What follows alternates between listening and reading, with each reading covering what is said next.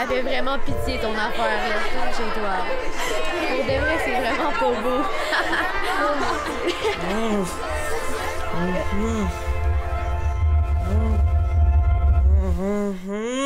Non! Ouais, non! Non!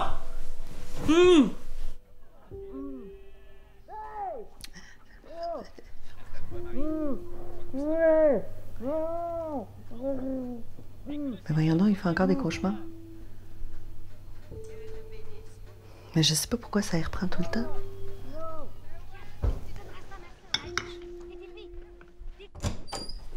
Non! Mais qu'est-ce qu'il y a, Émile? Réveille-toi! Non, je vais pas aller à l'école demain, je vais pas... Mais qu'est-ce qu'il y a? Pourquoi? Est-ce qu'il y en a qui te veulent du mal? Est-ce que tu te fais intimider? Hein? Non, non, y a personne, c'est pas ça. Qu'est-ce qu'il y a? Dis-moi ce qu'il y a. Y a rien, moi, y a rien. J'aimerais dormir.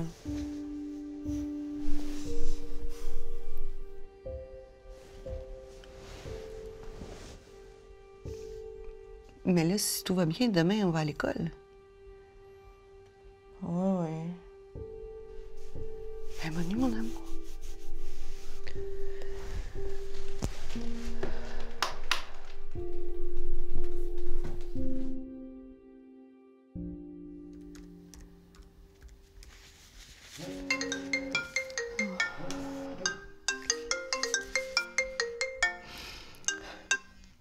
Allô, Sylvie? Oh, oui, ça va? Hein? Non, non, ça va. Ouais, je sais, j'ai pas le ton très joyeux, là. C'est Émile. Je pense que ça va pas du tout à l'école. Il veut pas me dire c'est quoi. Il veut même pas retourner à l'école. J'ai peur qu'il se fasse intimider. Ouais. Oh, oui, le directeur est bien correct. Ouais. C'est ça que je vais faire. Je vais appeler à l'école. OK, merci. Je t'embrasse. Bye.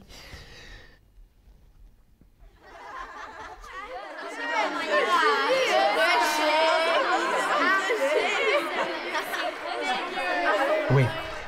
Depuis votre appel d'hier, j'ai posé des questions, j'ai vérifié auprès de mon personnel et je peux vous rassurer. Oui. Non, non. En fait, votre fils n'est pas victime de violence ou d'intimidation. Oui. Non, en fait, on pense plutôt qu'il est témoin. Oui. Témoin de violence envers un de ses amis. Oui. Ah oui, mais c'est certain que ça le bouleverse, oui. Bon, mais là, vous me rassurez juste à moitié, là. Qu'est-ce qui se passe, au juste? Parce que je suis très inquiète, moi. En fait, la semaine passée, son ami Jérôme a confié à un autre élève ses problèmes personnels. En fait, c'est qu'il dit être une fille dans le corps d'un garçon, vous voyez. Le problème, c'est que l'ami à qui il s'est confié a partagé ça sur Facebook en se moquant de lui. Vous comprenez bien que ça a circulé puis que ça s'est emballé après ça. L'ami de votre fils est victime de cyber-intimidation depuis que... Ouais, sur Internet. Ah, il se fait intimider. Ouais. Ah, et croyez-moi, c'est pas plus drôle en ligne qu'en personne. Oui, mais vous vous en occupez, M. Poulain? Oui, oui, évidemment. Je tiens à vous rassurer à ce sujet-là. On travaille activement pour régler la situation. Faut qu'on remette les choses en place. En fait, les élèves dénigrent Jérôme parce qu'ils connaissent mal les réalités des personnes LGBT. Et votre fils, madame, en souffre beaucoup. Il souffre de voir ce qu'on fait subir à son ami. Donc, il a peur, il fait de l'anxiété, il se sent impuissant dans un contexte comme celui-là, puis on le comprend. Donc, ça le démotive à venir à l'école. Non, non, non. Nos professionnels savent comment interagir. On s'en occupe présentement.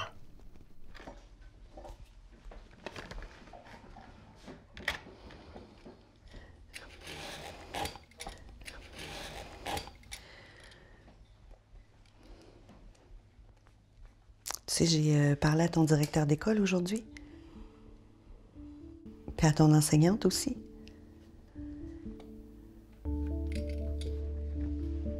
Ils m'ont raconté pour Jérôme.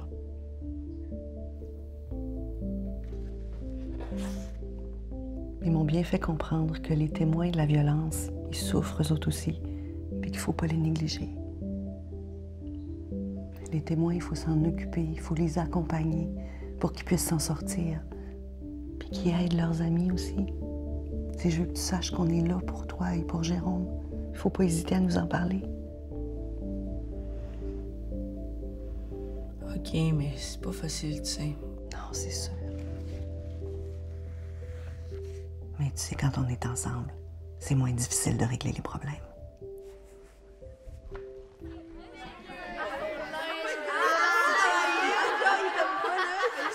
C'est dégueulasse! Il n'y a pas rapport. Le temps. Rejet. T'as pas d'amis, t'es toute seule dans le corridor, personne te parle. Pas rapport! C'est n'importe quoi comment t'es habillée! Oh my god! T'es une fille ou t'es un gars, là, genre, décide, là, mais... Vous avez tous vu ça passer, ou presque, sur les réseaux? Il y a des gens qui se sont moqués d'un élève, moqués de sa différence. Mais posez-vous la question, pourquoi on se moque des différences? Ça vaut vraiment la peine de s'intéresser aux différences, aux questions d'identité ou d'orientation sexuelle. Parce que se moquer au lieu de se renseigner, c'est vraiment la solution facile. Et pendant ce temps-là, il y a des gens qui sont témoins d'intimidation et de violence envers les élèves. Et c'est difficile, ça aussi, de vivre ça comme témoin. J'aimerais me servir du cas de Jérôme, pour que vous compreniez bien. Il est né dans le mauvais corps. Ok, et ça, c'est pas sur un coup de tête un beau matin. Il le sait et il le sent depuis qu'il est tout petit. Il ne se sent pas comme les autres garçons. Mais comment en parler? Il ose enfin en parler un peu, et alors là, ça vrille. Les insultes, l'intimidation sur le web et toute la violence. La violence, non seulement il la vit, mais il la ressent. Et ses proches aussi la ressentent. Les témoins, ils voient tous les messages haineux sur Facebook. C'est pas des messages privés, c'est des messages publics, ouverts à tous. La propagande haineuse est beaucoup plus facile à diffuser que jamais auparavant sur Internet. C'est facile d'envoyer un message de haine contre les homosexuels, contre les femmes, contre les communautés culturelles ou les groupes religieux. C'est facile avec nos téléphones et Internet. Beaucoup trop facile. Et une fois que c'est parti sur le net, là, ça peut atteindre des milliers de personnes en un seul clic. Vous y avez pensé à ça? Depuis des années, l'école vous apprend à respecter les différences, à ne pas dénigrer les autres, peu importe qu'ils soient transsexuels ou transgenres, par exemple. Il n'y a rien de déviant là-dedans, contrairement à ce que certains ont écrit sur Internet. Parce que ça s'appelle des préjugés. Oui. Madame, c'est quoi une personne transsexuelle ou transgenre? C'est une très bonne question. Pour le devoir de ce soir, vous trouverez les deux définitions, d'accord? Vous allez me chercher la définition de transsexuel et celle de transgenre, puis on regarde ça demain. Oui. Mais madame, vous avez parlé des témoins tantôt. Je pensais pas qu'on était important là-dedans, moi. Oh oui, vous êtes important. Tous les témoins d'intimidation, de cyber-intimidation ou de propos dénigrants peuvent vivre de conséquences très graves. Il y en a qui vont faire des cauchemars, de l'anxiété ou alors vivre de la démotivation. Et souvent, on sait pas trop comment faire, comment réagir quand on vit ça comme témoin. Mais il faut prendre ça au sérieux. Parce que la victime, elle, c'est beaucoup plus apparent, tandis que le témoin, il ne faut pas l'oublier. Dans les faits, le témoin subit lui aussi les contre-coups de la situation. À l'école, par exemple, les manifestations de violence produisent un impact plus ou moins grand sur le témoin en fonction de son âge, de sa vulnérabilité, de sa capacité à y faire face et du climat de sécurité qui prévaut à l'école.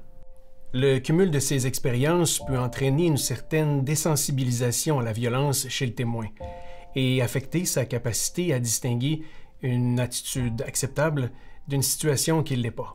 Ça peut créer chez le témoin un sentiment d'insécurité, d'anxiété, de peur, d'impuissance face à la situation. C'est pourquoi on ne peut pas le laisser de côté. Il faut s'occuper de lui aussi, même s'il est fort possible que le jeune témoin ne se rende même pas compte qu'il a besoin d'aide. À l'école, on reconnaît que la mobilisation des témoins est essentielle pour prévenir l'escalade des comportements violents. Ils font partie de la solution. Sur le web, c'est pareil, où le témoin est dans la même situation. Il est confronté à la même chose, aux mêmes propos dégradants ou images humiliantes, à la même violence en somme. Alors, le témoin doit décider. Est-ce qu'il va appuyer l'agression en cliquant j'aime ou en partageant la publication?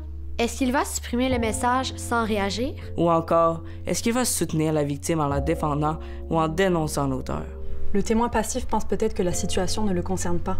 Mais s'il ne réagit pas, c'est peut-être parce qu'il ne sait pas comment faire. Alors pour former des témoins compétents, il faut avant tout démontrer que leur inaction aggravera la situation. Alors j'agis, je suis témoin. Je suis témoin. Je suis témoin. Je suis témoin d'injustice. Je ne sais pas comment agir face à ça. Que ce soit sur Internet ou ailleurs, j'en souffre à chaque jour. Je n'ai pas les outils avec moi pour bien faire face à ça. Que dois-je faire quand je vois des gens juger une orientation? Et si on prenait le temps ensemble? Chacun a ses différences ici, dans ce monde immense. Et si on prenait le temps d'agir ensemble? Je suis plus qu'un témoin. Je peux faire la différence. Je dois briser le silence pour arrêter de vivre dans l'ignorance.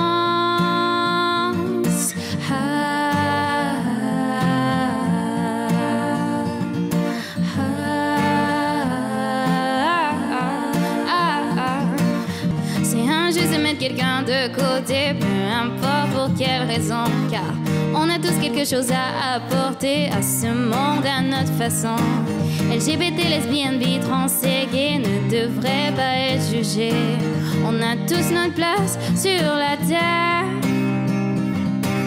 Alors profitons de nos différences. Je suis plus qu'un témoin. Je peux faire la différence.